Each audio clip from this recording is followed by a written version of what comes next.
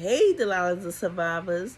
It's me, Delilah the Survivor, coming to you this morning with chapter 5. But before I hit chapter 5, of course, my lovely daughter had to take notes. Number one, let's get this off. I want to show you all that just because I wear the wigs and a hat does not mean I'm bald headed. I have plenty of hair. It's called, I learned from the great Whitney Houston, who said she didn't want to be old and bald. She wore wigs. So, and y'all also know just my disability, which we'll go later down the road. I only have this one working hand. I try to use this hand and make it do whatever I can do. I still stretch it out. I can move my fingers sometimes, but I can't wrap my hair. I used to have my hair beautifully trained. And until I figure out how I can do that with this one hand, it is what it is. But I know I'm not done my hair. I just want y'all to see I'm not bald-headed. Not a bald-headed scatterrat. Okay, so on to the fact that, of course, y'all know my lovely daughter had to take notes because that's what she do. She watched my videos and she take notes.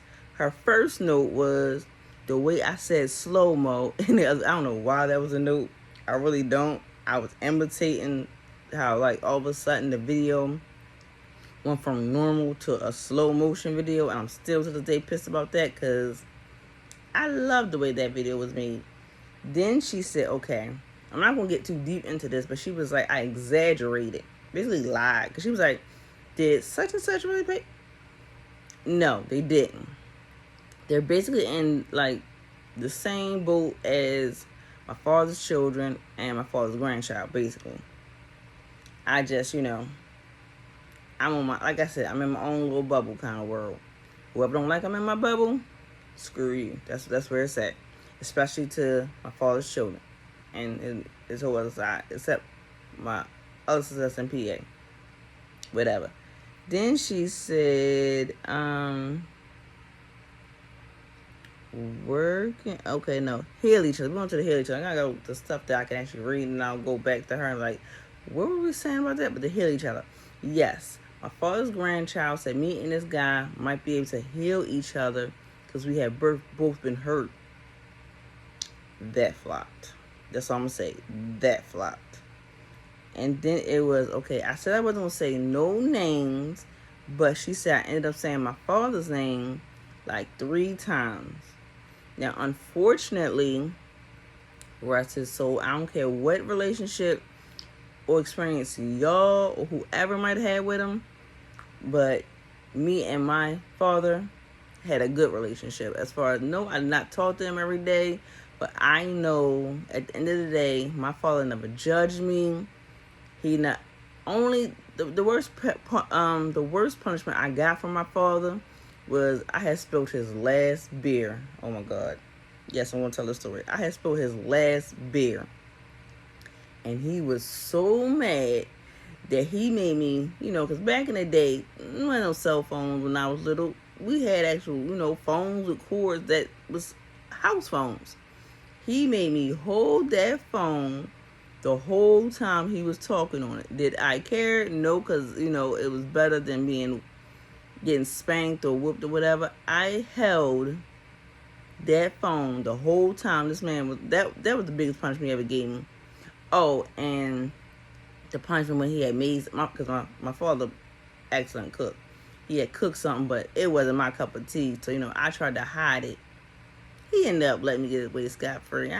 But unfortunately, back in 2013, my father, may his soul rest in peace, passed away.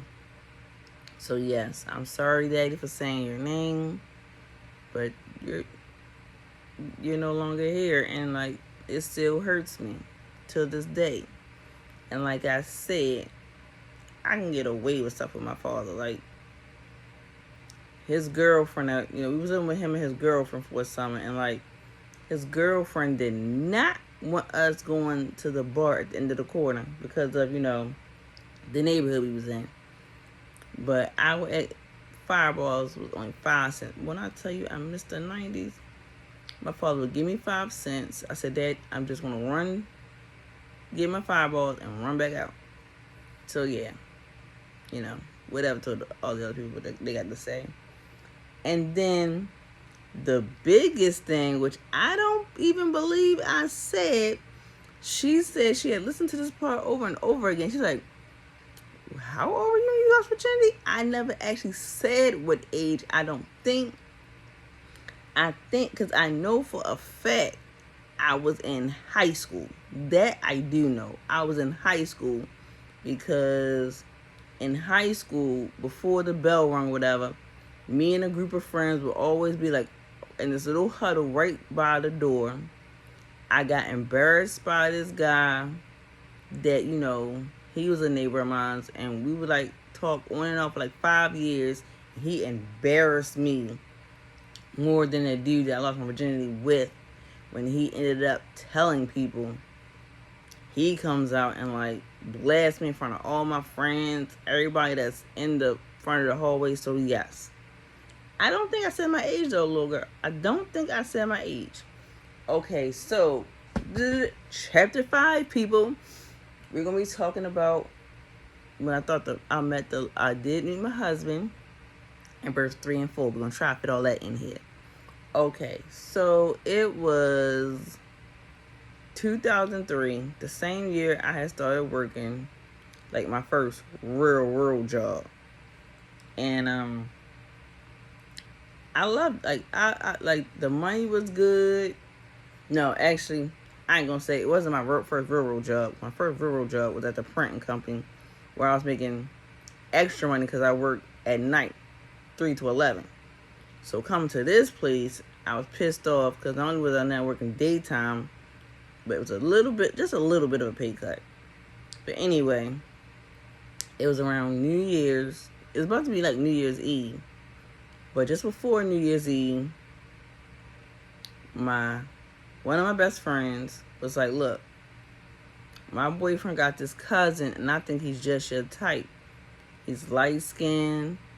He got his own job. He got his own car. And I was like, whew, that's better than anything I ever messed with.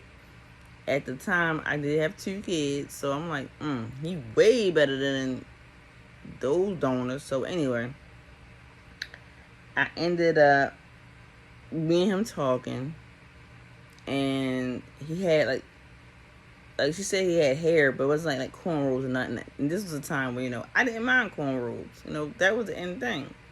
So I'm like, okay, own place, job, driving. Yeah, sure, I'll talk to him. So we had talk.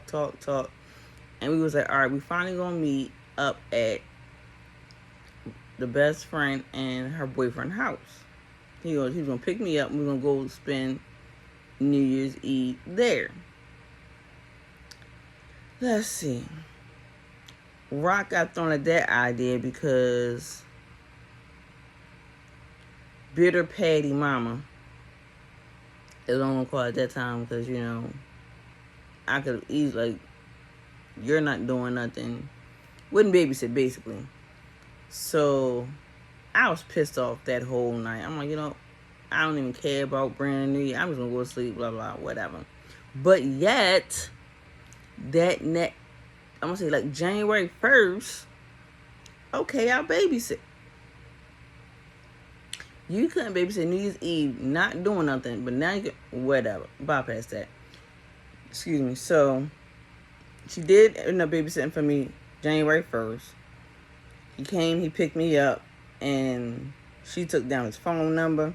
She wrote down his license plate. Like, she was dead serious. Like, anything happened to my daughter, I know exactly all your information. Even wrote down a little marble notebook that she used to keep. So he picks me up. I'm like, ooh, yeah, he is my type. He cute for real. You're younger than me, but I ain't care.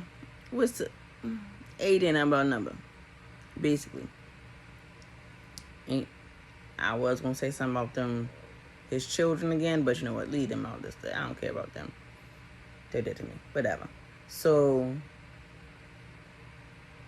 like I said, he came pick me up. I was like, oh, he's my type. He's cute. Oh my God. I love he had just got like Christmas presents or whatever from his parents or his mother, and like the boots were so cute, and like I was like, I like you. So he picks me up. We go to the best friend and her boyfriend house.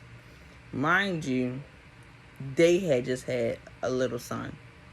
So we all tripping and having fun. And at the time, his favorite drink was Mad Dog 2020. Mind you, I wasn't really even a drinker, but me trying to look cute, I had on these heels. They look like tennis. They kind of like Air Force Ones, but with the stiletto heel. So, I call myself trying to be cute. Had on this cute little outfit. Not knowing that him, and oh, by the way, her boyfriend and him were cousins. So, they're in there whispering and plotting. Me and my best friend wasn't paying attention. We out there talking, doing our little girl thing. So, I'm drinking. As they bring out the drinks, I'm drinking mine. I'm like, why is mine so much? I had a sip of the best friend's. Hers was nowhere near as strong as mine was. Mine was strong. So I'm like, yo, why is my drink? Come to find out, it was their plan. They purposely made my drink stronger than everybody else's. And this is at the point where, I wasn't even really a drinker for real. Was I old enough? I was old enough to drink, but I wasn't a drinker for real. Like, after my graduation, when I was 18, one of my aunts gave me a shot of Granddad, and I was like, I'm not into the drinking thing. But at this time, it was like, I was like, fruity drinks only, give me a little cooler or whatever.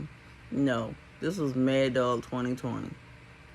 Should tell y'all how old this is. But anyway, so I'm like gone. Like, I'm like a whole little Wayne Jewels. I can't feel my face move. Mind you, I had only stiletto heels, and I'm just walking, and I'm like standing up against a wall, and I'm like furred, okay, with a capital F-U-R-R-E-D. So we're gonna skip past the highlights of everything that happened that night, but it is what it is. So then next thing you know, I'm like, he ready to walk up to we about to go. And I'm like, I can't walk to that car. I'm sorry, it ain't gonna happen. So he not jokingly, but the gentleman thing to do, he lifts me up, put me, like, I was across his shoulders. That was so attractive to me too. Don't know why, but that was. And then, like, he jokingly was like, you know what? I'm kidnapping you. I'm taking you home with me. So, like, it was a whole, same vibe that day. So, after that, we had basically saw and spoke to each other every day. Mind you, his area and my area, I think I said before, it was kind of far. It was like a good distance in between. But he would come see me, and sometimes we just sit there and talk. So he did this beautiful romantic thing for me for Valentine's Day. I said in another video, oh my God, I was like so in love with him. Like, I was like, this is the first time I try something new.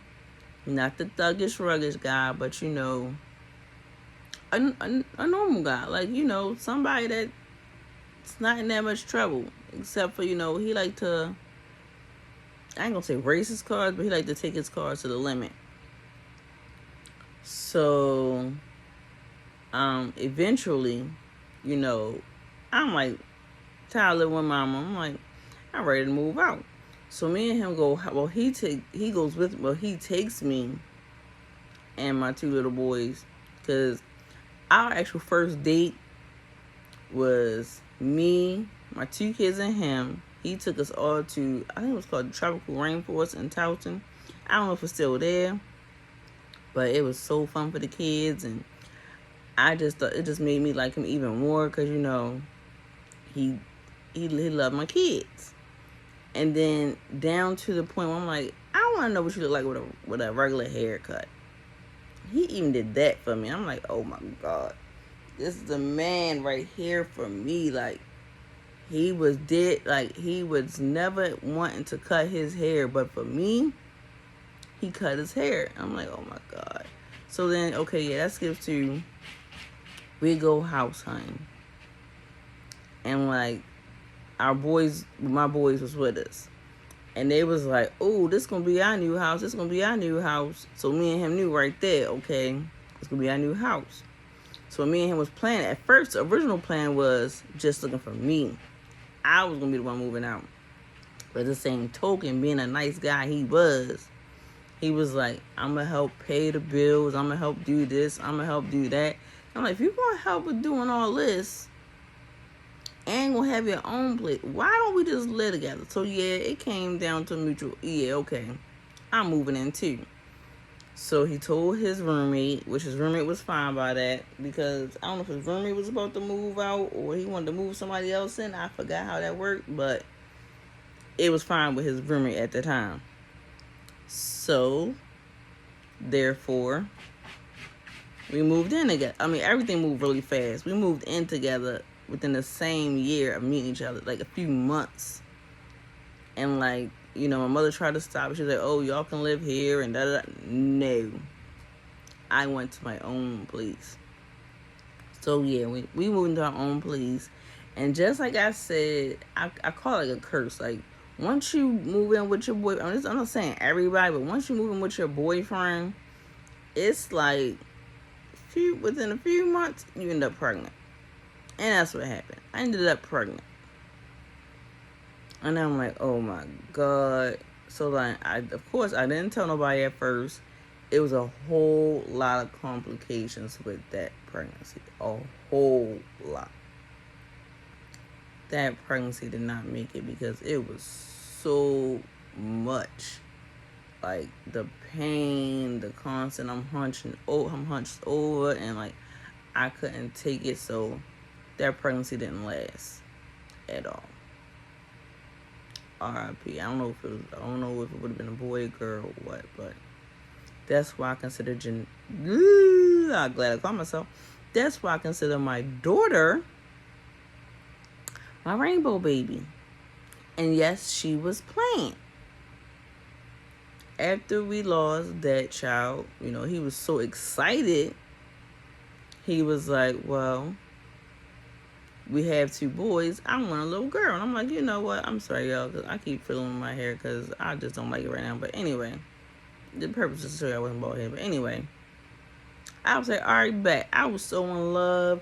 At the time, 2 was my limit. But I'm in love with this guy. He wants a baby girl. We can't definitely know 100% that's going to be a girl. But he want to try for a girl. Let's do it.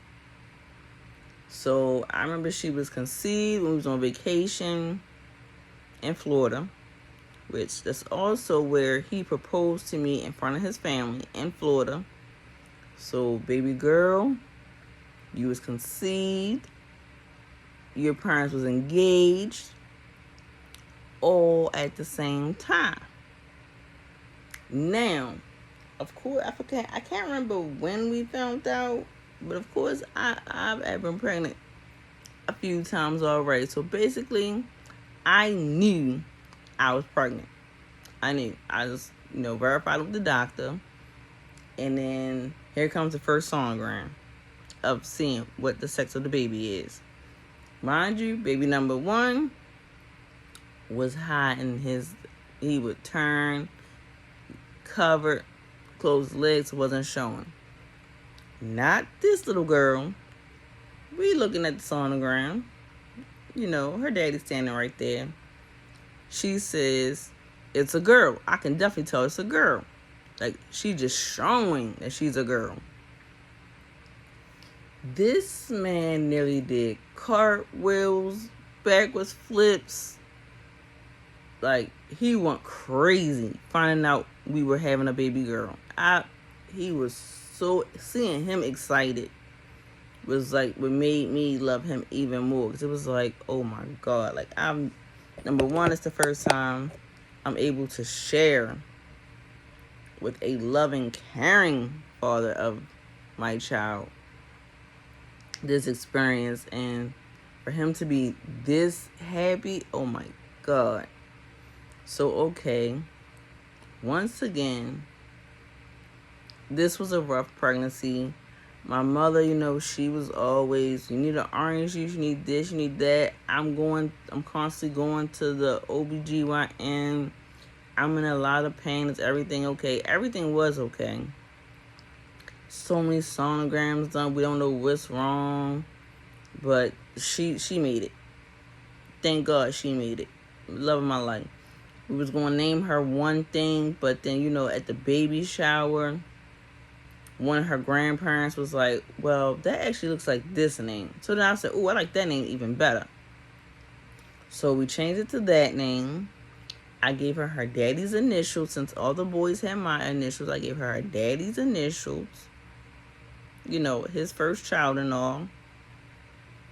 And it's that time. Mind you, due to the fact that my OBGYN had moved from his old location instead of the hospital I loved and was comfortable with, he was now St. Joe's. I don't know nothing about no St. Joe's, and it's a St. Joe's, and I go in the room. I'm a little bit, they got crosses everywhere, so it just weirded me out a little bit. So I'm there. They're like, no, it's not time. I'm like, you people out, y'all. It's time. So we walking and we leaving. Our parents was there. We walking and leaving. I'm like, it's time. I don't care what they say. It's time. So sure enough, the very next day, that morning, I'm like, it's time. I said, we ain't gonna make it to St. Joe's. It's time. We gonna go to the hospital I'm comfortable with. The hospital, all my babies minus the second one, because the second one, he was born in the house, and then they transferred me to the closest hospital. But I said, we going. So we go pick up my mother. I'm at the end of the gate, and I'm like, woman, if you don't come on, is she sure? I am sure. This man is racing. He want to run red lights. I'm like, okay, I do want to make it to deliver this baby alive. So we get to the hospital. Oh yeah, it's time. It's time for her to go. So there was no time that when a woman knows her body, people, please, doctors, nurses, whoever, please listen. A woman knows her body. Y'all sent me home. Because y'all sent me home, number one, I couldn't make it back to that hospital. Number two, I couldn't even get an epidural. So, because I couldn't get an epidural, of course, she was natural. I've been through it with, the second one, so okay. So I'm pushing. The nurse down there, she's like, wait. She had a bowel movement. I'm like, what? So instead of her just being able to come out, she gonna kill me for telling the story, because that's why she didn't want me to tell the story. But she was a baby. You was an itty. You wasn't even a day old. So this nurse proceeds to have her whole hand. Mind you, it's a human baby body, and her whole hand. I'm not, adult film star. My stuff ain't that. No. But she had it all the way up in there. Because I'm like, let her out. She's like, no, we can't. We don't want to get in her mouth. We don't want to get in her eyes. We got to keep her safe. I'm like, oh my God, can we please get this over with? So finally, she's delivered. And I was happy. And I love her to death. Best thing ever. Okay, I know I said this was going to be births 3 and 4, but unfortunately, as you can see, my little light is getting dimmer. So it's time to charge it. And then, of course, the video getting kind of long. And I got promo. Even though I said I was not going to promote him anymore, because he ain't even viewing my videos the way he's supposed to. But number 2, this is what I found out about on his merch website. He has desktop mats, like the huge, it's not just a mouse pad, it's like the huge ones, like the one I had to get him, because he like them big. He has that. He has blankets. He has coffee cups. He has the, I'm not going to call them the beaters because, you know, that seems so wrong. He has the tank top still. He has the camouflage windbreaker that pulls over with the pocket in the front. They're really cute. If I was you, I would go over to store.streamelements/water with 2 R's at the end, XBL. It will definitely be in the description of this video. People, please go check out my baby's merch. He's trying to build for him and his little girl. He's an awesome child. He was Santa Claus this year for Christmas. I'm not going to show you. You might see me in another video when I'm wearing his presents, and maybe you might get a glimpse of the other present, because, you know, I basically sleep with it. But anyway, please, y'all, go check out his merch and help this young king. Once again, I'll be putting the description. I'll be putting his information in the description. And like I said, desktop mat, blankets, t-shirts. And it's not like, they all have like their own kind of logo on them. You got the Like Bro hoodies that pull over, zip up. You got the new, I just found out the anime dude is him, as if he was an anime character. So please go check that out. And like I do with every video, I'm going to say, just like water in the sun, I'm out of here, coach.